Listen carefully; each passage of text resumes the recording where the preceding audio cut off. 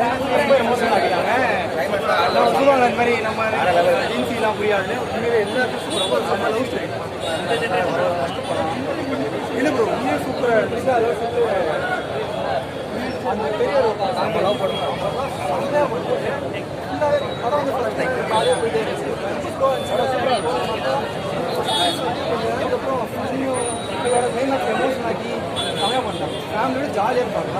Expectations ஆனால் இந்த இந்த படமே நல்லா ஓட வச்சா சந்தோஷமாக இருக்கும். ஏன்னா படம் எப்படி இருக்கு மேடம்? நல்லா அதே மாதிரி ஷெரீஃப் படம் போன படம் மேடம் அது வந்து பெருசாக போனோம். அதுக்கு வந்து இந்த படம் அவரோட நெக்ஸ்ட் ஸ்டெப் சூப்பராக இருக்குது. காமெடி அண்ட் ஒரு நல்ல எமோஷன் ஃபேமிலியோட பார்க்க படத்துக்கு அப்புறம் கண்டிப்பாக எல்லாருமே ஒரு ஹீரோ மட்டும் இல்லை எல்லாரும் பண்ண எல்லாருமே சூப்பராக இருந்துச்சு. நிறைய படம் வரும் சாங்கெலாம் இப்போ உண்மையிலே அதாவது கிளைமேக்ஸ் வந்து ஒரு படம் முடிஞ்சு அந்த ஒரு செகண்ட் வரும்போது மேம் ஒரு வரும் அது வந்து சூப்பராக பண்ணிட்டாங்க. எமோஷன் வந்து யுவன் வாய்ஸ் செம்மையாக இருந்துச்சு.